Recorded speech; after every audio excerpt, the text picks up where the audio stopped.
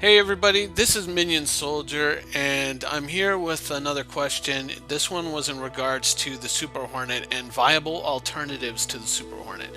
Now, the first ship that I would say is an absolute viable alternative to the Super Hornet is this ship, the Xi'an Scout. Now, the Xi'an Scout, a lot of people might question that choice, but I'm going to kind of break it down and explain why I feel that the Xi'an Scout is possibly one of the top contenders to be an alternative to the Super Hornet. Now, first of all, for the longest time, we haven't heard any details on the Xi'an Scout, but there have been some little things that have trickled out here and there. First off, recently in a 10 for the Designers post, they discussed the Xi'an Scout and they discussed its speed, 270 meters a second.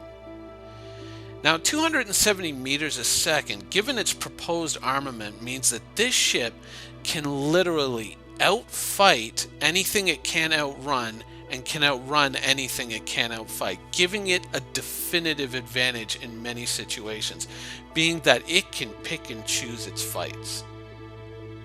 Now, this ship is also described as a scout, so it's safe to assume that it's going to have a significant sensor package that would pretty much help it out spotting any enemies or anything that other players may not be able to see, so it'd probably be difficult to surprise this ship. Now, this is also a two-man ship, and this is the other thing that I wanted to talk about, one of the things that I absolutely love about the Xi'an Scout. Now, in some of the posts referring to the ship, it refers to a pilot and a gunner.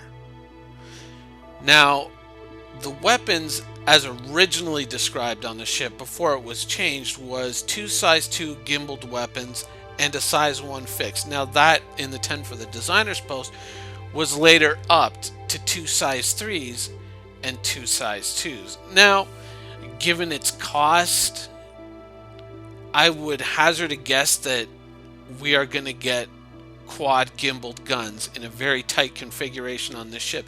Now, if you have a gunner facing the same way as the pilot, and so the pilot can now keep his eye on the target but can focus on avoiding any obstructions and avoiding enemy fire while the gunner concentrates on shooting down the enemy. I mean, this is a very powerful setup. This is like a tandem pilot-gunner situation, not unlike something that you would see on an attack helicopter. And so I really strongly favor this ship for those reasons. The fact that it can pick and choose its engagements, and the fact that it has this really strong pilot-gunner, cooperative going on, where the pilot can really focus on flying the ship and doesn't have to worry so much about shooting, but the gunner can do all the shooting, and they're both facing the same way, so they can both be aware of what the other one is seeing. And I think that just would really enhance teamwork. Whereas on a situation where with the Super Hornet, where you have the gun more or less covering the top side area of the ship, whereas the pilot is facing forward, the pilot may not always be aware of where the enemy up above them is, and may not work with the gunner, and may make it more difficult for the gunner to engage a target. Whereas if they're both facing the same way, they both have an idea of what the other one is trying to do, and then it would just, I think, enhance the cooperative aspect of combat. So that's one of the reasons why I think that the Xi'an Scout is really a top drawer fighter. Now, its sensor package is something that is pretty much, it's up in the air. It has been described as a scout and explorer, and that description on the on the ship card has been changed to light fighter. So will that remain? Are those sensors a given? No, they are not. It's an implication.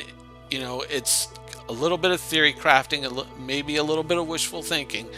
But I think it's safe to say that the ship will probably have pretty decent sensors on it. Electronic warfare, I can't recall it ever having been described as having any of those capabilities.